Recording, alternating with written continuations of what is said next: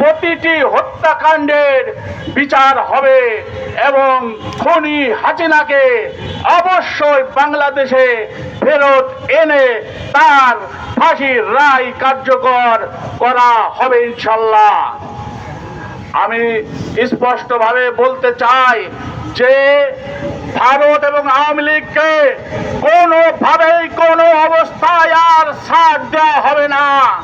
তদন্ত কমিশনের রিপোর্ট প্রমাণ করেছে, দালিলিকভাবে প্রমাণিত হয়েছে এই আগ্রাসী ভারত আমাদের মহাশত্রু। তাই ভারতের বিরুদ্ধে রুখে দাঁড়ানোর জন্য প্রয়োজন হলে আন্তর্জাতিক আদালতে যেতে হবে, প্রয়োজন হলে ভারতের সাথে সমস্ত কূটনৈতিক সম্পর্ক ছিন্ন করতে হবে এবং ভারতের দালাল যারা দালালি করছে, এখনো পর্যন্ত দালালি করেছে, তাদেরকে বিচারের সম্মুখীন করতে হবে।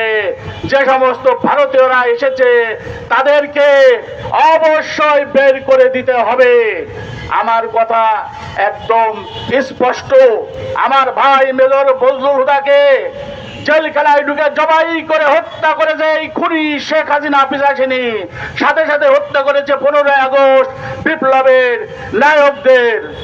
শাপলা চত্বরে হত্যাযজ্ঞ চালিয়েছে, বিডিআর সহ অসংখ্য পরিবার হত্যাযজ্ঞের শিকার হয়েছে, ক্ষতিগ্রস্ত হয়েছে। 24 জুলাই আগস্টে অসংখ্য বীরদের হত্যা করা হয়েছে। প্রতিটি হত্যার বিচার ইনশাল্লাহ হবে। তার নিশানা ইতিমধ্যে আপনারা দেখেছেন যে খুনি হাসিনার ফাঁসির রায়ের মধ্য দিয়ে এর সূচনা হয়েছে। আমরা এদের বিচার করব, না হলে ক্যান্টনমেন্টের ভিতরে মব হবে। জেনারেল নেগানোর ক্যান্টনমেন্টে থাকে, মামুন খালেদ ক্যান্টনমেন্টে থাকে। আজকে এদের জন্য আজকে আমাদের এই অবস্থা। ওইখানে মব হবে, ক্যান্টনমেন্টের ভিতরে মব হবে। পরিষ্কার বললাম যে পিএমজি করুন, ওই আপনাদের সাব জেলে বানাইছেন সেখানে নিয়ে যান। কোনো ছাড় দেওয়া হবে না বিডিআর হত্যার সাথে। আমাদের মা বোনরা নারী নির্যাতন পর্যন্ত হয়েছে এখানে। এই জিনিসটা হজম করছেন আপনারা জানতেন সব। আমাদের এই ধরনের সেনাবাদন দরকার নাই মইনু আহমেদের মতো। ওরে আমি বিদেশিদের বলবো, উনি আমেরিকায় আছেন, ওইখানে ওরে যা পারেন করেন ইচ্ছা মতো। এর জানোয়ার কুলাঙ্গার নিজের দেশের সেনাবাহিনীকে যে ঘৃণা করে মারে, এ মানুষ হইতে পারে না।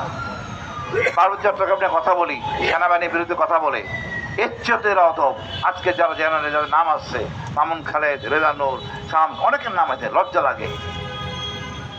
এই জেনারেল আমাদের দেশ পরিচালনা হবে না, দুর্যোগ চলবে না।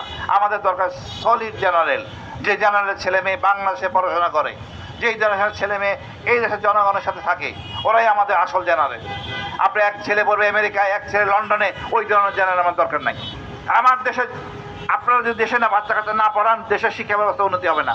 আমি বাংলাদেশ সেনাবাহিনীর সকল চাকরিরত এবং অবসরপ্রাপ্ত সদস্যদেরকে বলছি, এই যে পিলখানা হত্যাকাণ্ড, এই যে আমাদের ভাইদেরকে যে হত্যাকাণ্ড, আমাদের বোনদেরকে যে নির্যাতন করা হয়েছে, আমাদের সন্তানদেরকে যে এতিম করা হয়েছে, সেটা যতটা না আমাদের বিষয়,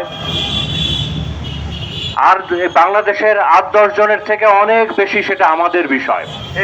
তো আমরা যেন সমস্যারে এই বিচারটা এনশিওর করি। এই যে তদন্ত কমিশন হয়েছে তারা তো অনেকগুলো নাম ডিসক্লোজ করেছে। এরা সবাই কুলাঙ্গার, এরা সবাই আমার ভাইয়ের খুনি, এরা সবাই আমার বোনকে বিধবা করেছে, আমাদের সন্তানদেরকে এতিম করেছে।